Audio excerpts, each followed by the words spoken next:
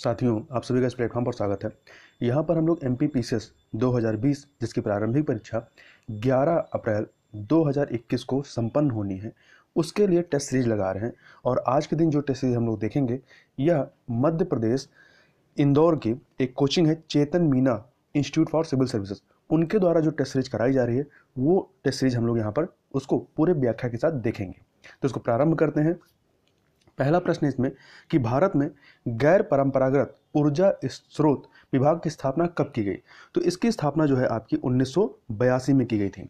अगला प्रश्न है, निम्नलिखित में से किस अधिनियम में कोलकाता में सर्वोच्च न्यायालय की स्थापना का प्रावधान किया गया था?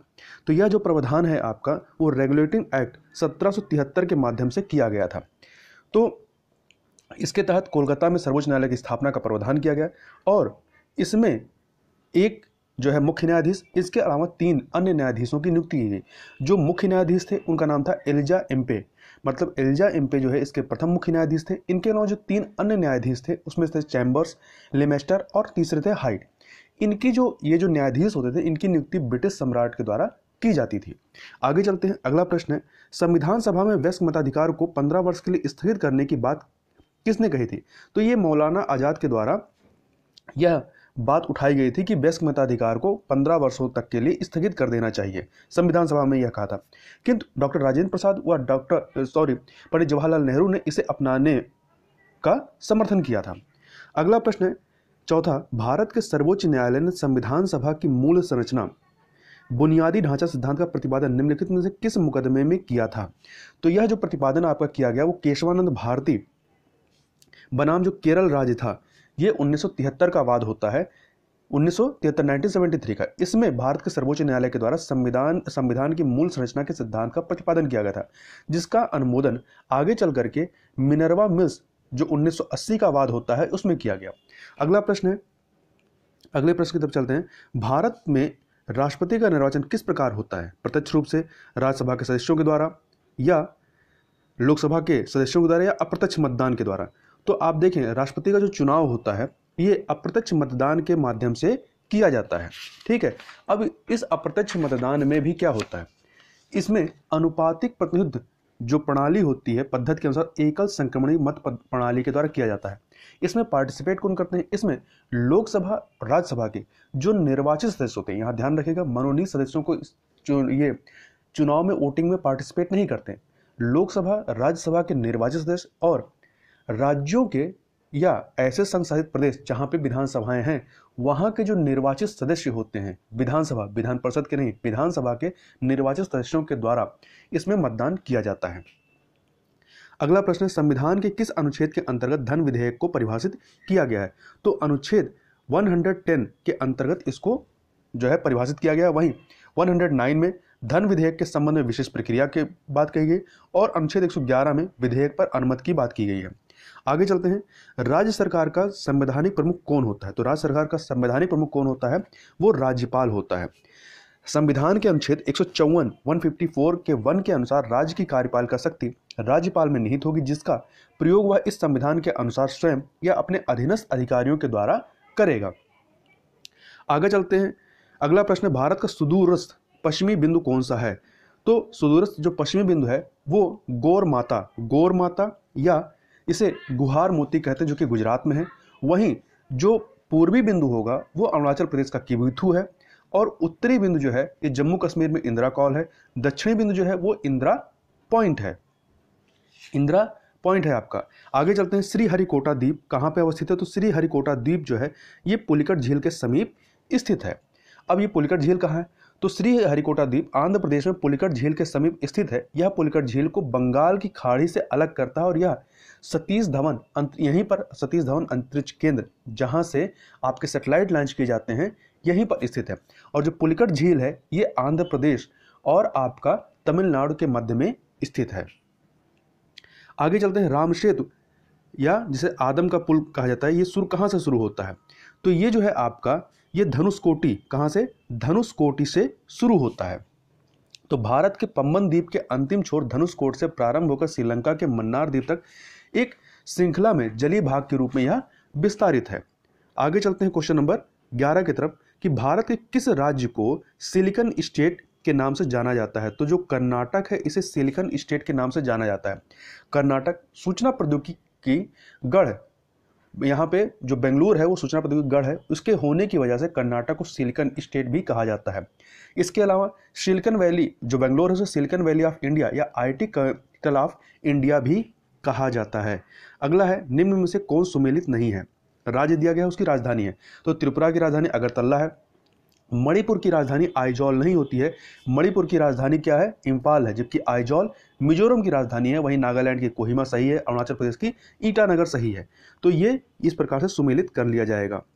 अगला प्रश्न है, हाल ही में चर्चा में रही कौन सी वनस्पति हाई एल्टीट्यूड क्षेत्रों में इम्यूनिटी को बढ़ाने के काम में आती है? तो ये इसका उत्तर है सोलो। सोलो जो है एक प्रकार की वनस्पति होती है, यह आपके लद्दाख क्षेत्र में पाई जाती है। तो लद्दाख क्षेत्र में हाई एल्टीट्यूड पर पाई जाने वाली वनस्पति है जिसका इस्तेमाल जो है वो इम्यूनिटी बढ़ाने में किया जाता है। अगला प्रश्न है, निम्नलिखित में से या निम्नांकित में से कौन भारत का सबसे पुराना जल शक्ति उत्पादन केंद्र है? तो जो शिव समुद्रम शक्ति उत्पादन केंद्र था ये पहला था। तो शिव समुद्रम जल विद्युत का विकास 19वीं शताब्दी के अंतिम दशक में शुरू हुआ था। कर्नाटक के कावेरी पर स्थित शिव समुद्रम में 1902 में भारत का, एक सेकंड, शिव समुद्रम जो है आपका तमिलनाडु साइड में है और कर्नाटक के कावेरी पर स्थित जो 1902 में भारत का दूसरा सबसे पुराना जल विद्युत संयंत्र लगाया गया था। ठीक है, और जो पहला था वो आपका शिव समुद्रम है। आगे चलते हैं अगला प्रश्न की तरफ। वरुणा किसकी प्रजाति है? वरुणा किसकी प्रजाति है? तो ये सरसों की एक प्रजाति है। सरसों एक तिलहनी फल है। इसके यदि प्रजातियों के बारे में देखें तो पूसा बोल्ड, पूसा, जय किसान और वरुणा इसकी प्रमुख प्रजातियां हैं। अगला प्रश्न है, राष्ट्रीय डेयरी शोध संस्थान कहाँ स्थित है? तो राष्ट्रीय डेयरी शोध संस्थान जो है हरियाणा के करनाल में स्थित है। कहाँ? हरियाणा के करनाल में स्थित है। इसे वर्ष 1989 में डीम्ड विश्वविद्यालय का दर्जा प्रदान किया गया था। आगे चलते हैं क्वेश्चन नंबर 17 की तरफ। तो क्वेश्चन नंबर 17 है, निम्न में से कौन सी संसार की सबसे बड़ी मैग्नीज की खादान है? तो जो अमापा खान जो है ये पूरे विश्व की सबसे बड़ी मैग्नीज की खदान है। यह है कहाँ पे? तो यह दक्षिण अमेरिका में ब्राजील में स्थित है। क्योंकि दक्षिण अमेरिका में देखें तो ब्राजील में ही सर्वाधिक मैग्नीज उत्पादन किया जाता है दक्षिण अमेरिका में, पूरे विश्व की बात नहीं की जा रही। और ब्राजील की अमापा खान संसार में मैग्नीज की सबसे बड़ी खान है। इसके अलावा जो ईटाबीरा है, ईटाबीरा ब्राजील की प्रमुख लौह अयस्क खनन केंद्र है। और वहीं पे यदि किम्बरले की बात करें तो उत्पादन की दृष्टि से अफ्रीका में किम्बरले खान व क्षेत्रफल की दृष्टि से अपामा खान जो है ये सबसे बड़े हीरे की खान है। आगे चलते हैं, मध्य प्रदेश की कुल जनसंख्या में कितना प्रतिशत अनुसूचित जाति के रूप में है? अनुसूचित जाति के रूप में है तो 15.6%। अनुसूचित जातियों की दृष्टि से मध्य प्रदेश का देश में 17वां स्थान है। जबकि यदि अनुसूचित जनजातियों की बात की जाती है तो सर्वाधिक अनुसूचित जनजातियां मध्य प्रदेश में रहती हैं जनसंख्या के दृष्टिकोण से। अगला है, किस देश को यूरोप के खेल का मैदान कहा जाता है? तो स्विट्जरलैंड को जो है यूरोप के खेल का मैदान कहा जाता है। अगला प्रश्न है, सल्तनत कालीन शासन व्यवस्था में दीवाने इस्तिकाक का पद किससे संबंधित है? तो यह पेंशन विभाग से संबंधित है। जबकि जो दीवाने खैरात था ये दास विभाग संबंधित था, दान विभाग से। दीवाने खैरात दान विभाग से, दीवाने बंदगान जो है दास विभाग से संबंधित था।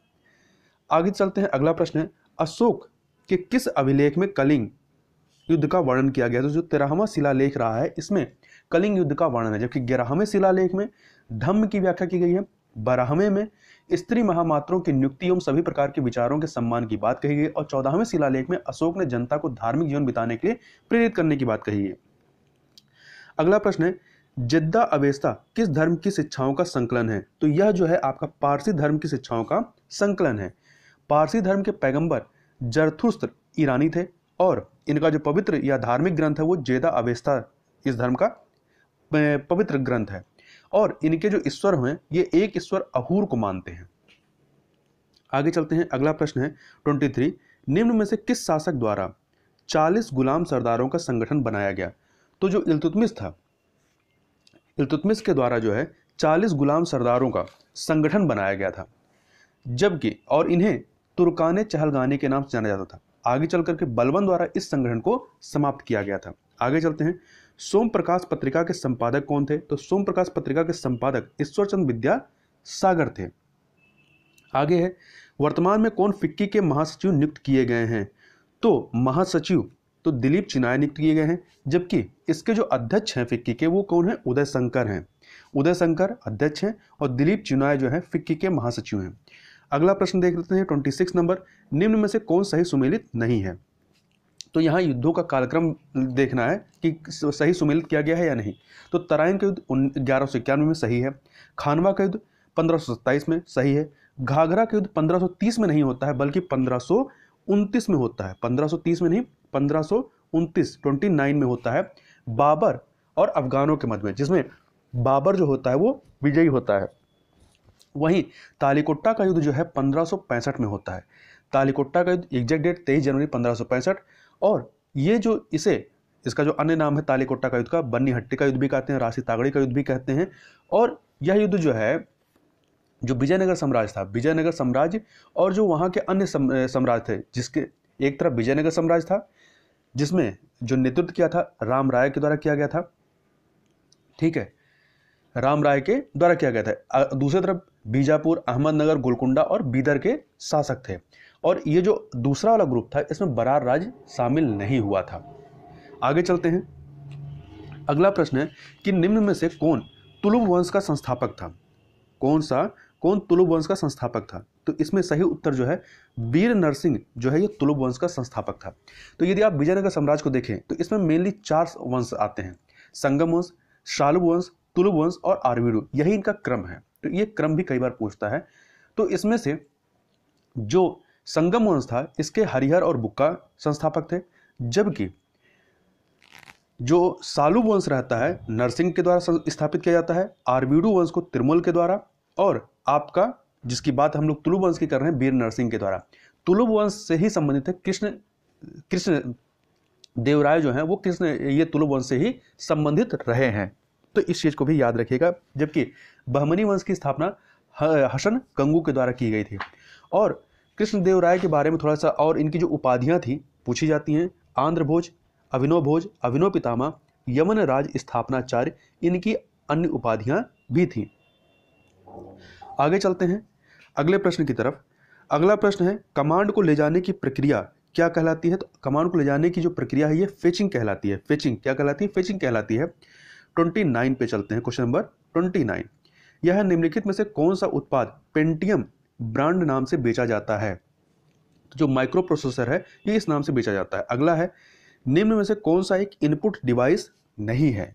तो इसमें आप देखें आपका माउस है, कीबोर्ड है, बार कोड है, ये सब इनपुट डिवाइस हैं, जबकि जो कार्ड रीडर होता है ये आपका आउटपुट डिवाइस है। ठीक है, ये आउटपुट डिवाइस के रूप में कार्य करता है। अगला है, भारतीय दूरसंचार विनियामक प्राधिकरण अर्थात ट्राई के वर्तमान अध्यक्ष कौन है? तो डॉक्टर PD बाघेला जो हैं ये इसके वर्तमान अध्यक्ष हैं। अगला है, प्रिवेंटिव डिटेंशन के अंतर्गत एक व्यक्ति को बिना मुकदमा चलाए बंदी बनाकर कितने दिनों तक रखा जा सकता है? 3 माह तक बंदी बनाए रखा जा सकता है।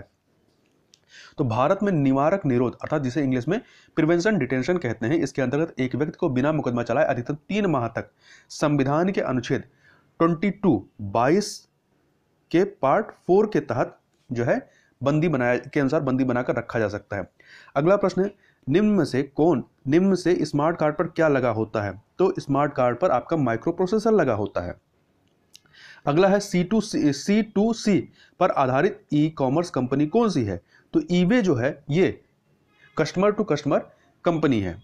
आगे चलते हैं, अगला प्रश्न है 35 नंबर का, प्रच्छन्न बेरोजगारी एक विशेषता है किस उद्योग की है? तो ये प्रच्छन्न बेरोजगारी जो है आपकी कृषि से संबंधित एक उसकी क्या कह सकते हैं, एक इसकी विशेषताएं कह सकते हैं, उसकी कमियों के अंतर्गत आता है।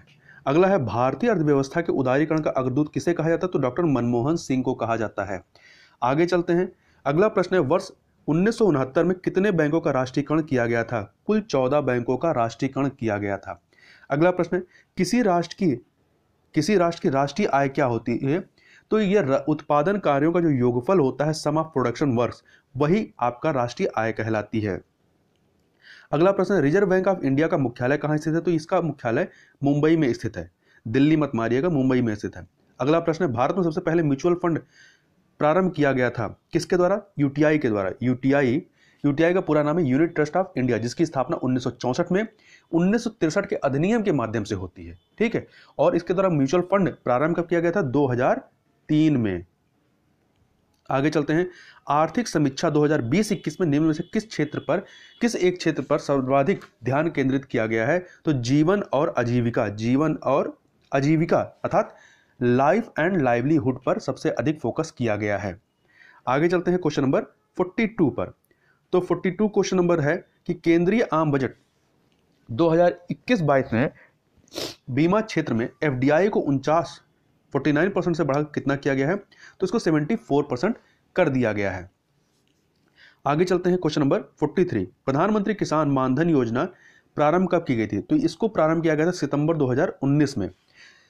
12 सितंबर 2019 को झारखंड की राजधानी रांची से प्रधानमंत्री किसान मानधन योजना प्रारंभ की गई थी। अगला है, इंडिया पोस्ट पेमेंट बैंक का प्रारंभ कब किया गया था? तो इसको 1 सितंबर 2018 को इसको प्रारंभ किया गया था। अगला प्रश्न है, राष्ट्रीय अनुसूचित जनजाति, यहाँ पे जनजाति की बात की, जनजाति आयोग के अध्यक्ष कौन है? तो नंद कुमार साई हैं। कौन है? नंद कुमार साई हैं। जबकि जो रामशंकर कठेरिया हैं ये राष्ट्रीय अनुसूचित जाति आयोग के हैं। ठीक है, रामशंकर कठेरिया राष्ट्रीय अनुसूचित जाति आयोग के अध्यक्ष हैं। जबकि आबिक सरकार जो हैं, आबिक सरकार प्रेस ट्रस्ट ऑफ इंडिया अर्थात पीटीआई के अध्यक्ष हैं। आगे चलते हैं अगले प्रश्न की तरफ। अगला प्रश्न है, भारतीय स्टेट बैंक के वर्तमान अध्यक्ष कौन हैं? तो वर्तमान अध्यक्ष यहाँ के हैं जो दिनेश कुमार खारा हैं। दिनेश कुमार खारा अध्यक्ष हैं। जबकि चरणजीत सिंह अतरा जो हैं ये एसबीआई सीएफओ हैं। जबकि स्वामीनाथन जानकी रमन ये एसबीआई प्रबंध निदेशक हैं। आगे चलते हैं, प्रवासी मजदूरों को रोजगार दिलाने हेतु प्रवासी रोजगार ऐप किसके द्वारा लॉन्च किया गया था? तो यह ऐप जो है अभिनेता सोनू सूद के द्वारा लॉन्च किया गया था।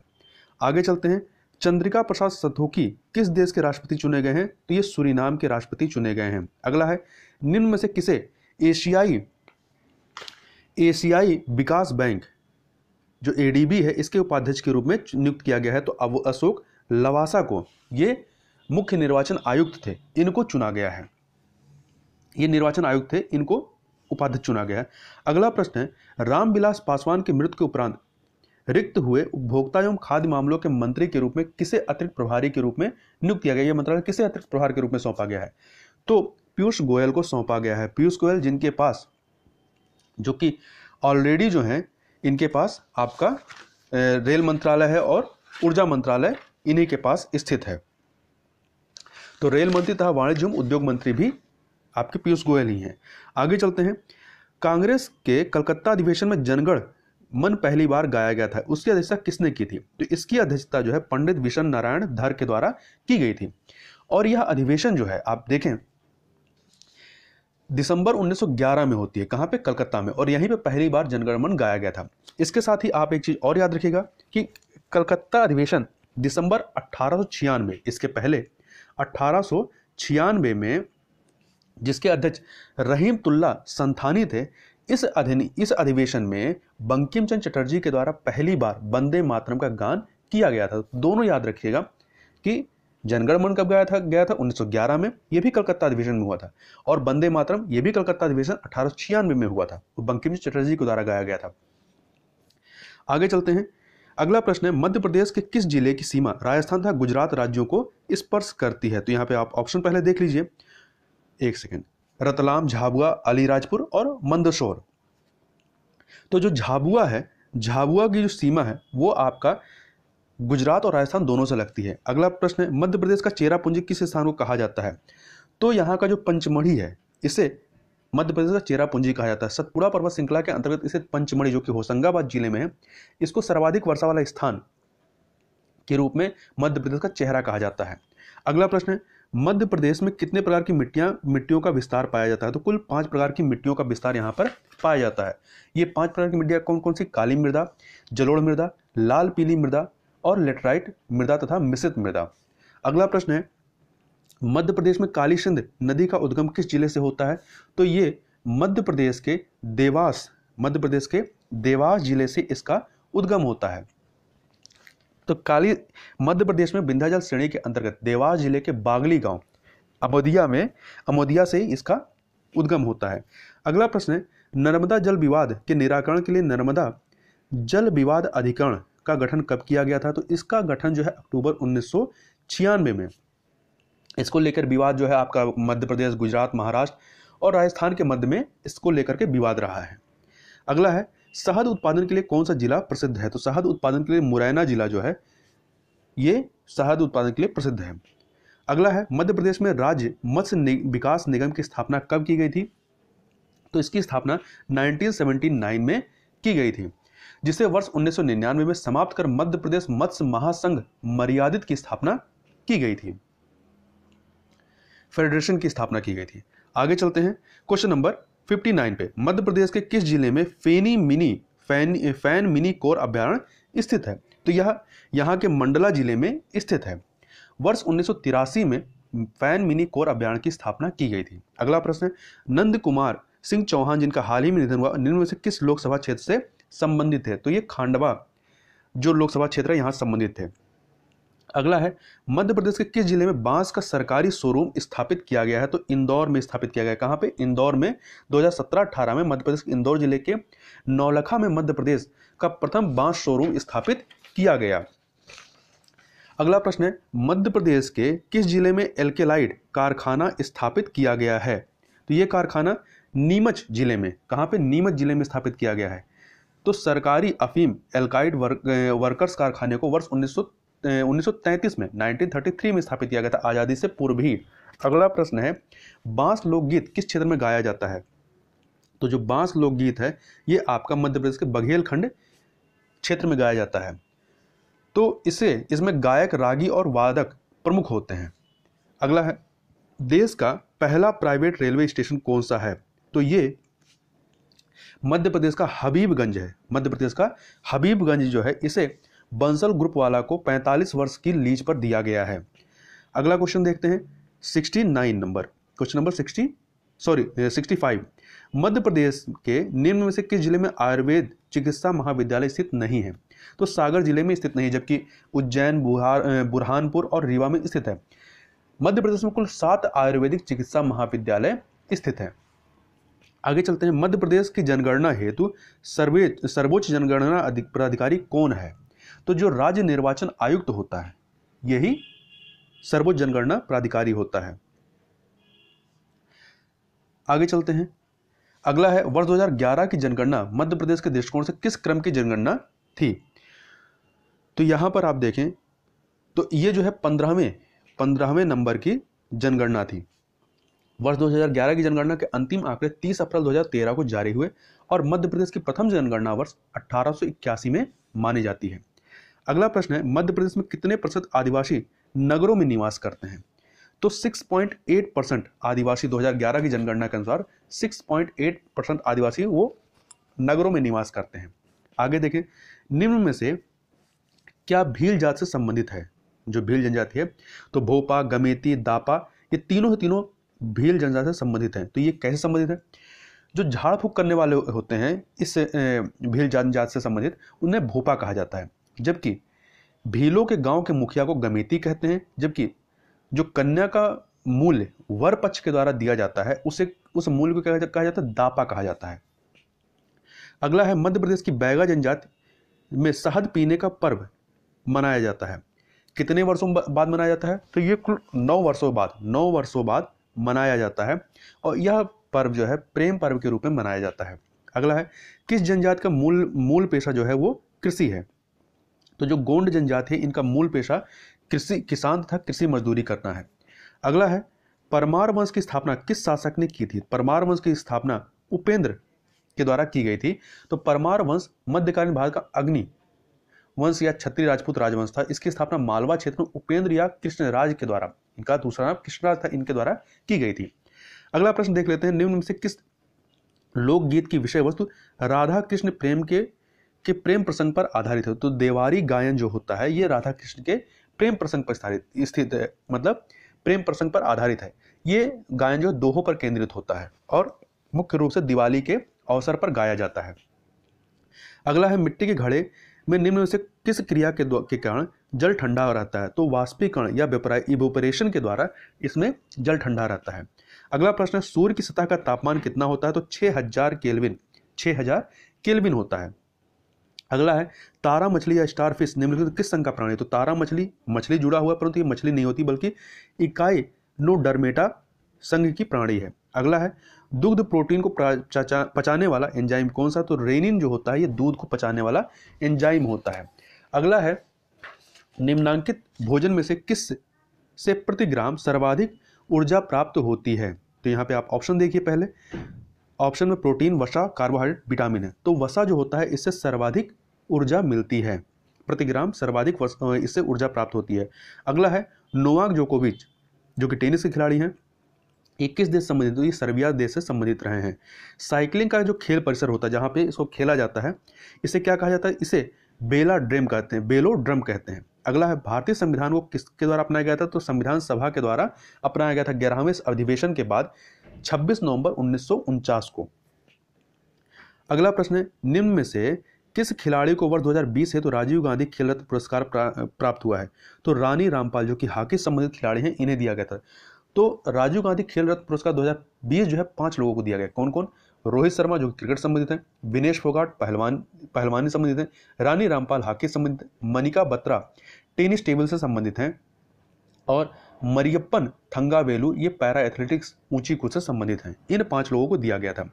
अगला है, निम्न में से किस अनुच्छेद के अंतर्गत निर्वाचन आयोग के अध्यक्ष व सदस्यों को हटाने की प्रक्रिया का वर्णन किया गया है? तो अनुच्छेद 324(5) के अंतर्गत इस प्रक्रिया का वर्णन है। अगला है, राष्ट्रीय मतदाता दिवस पहली बार किस वर्ष मनाया गया था?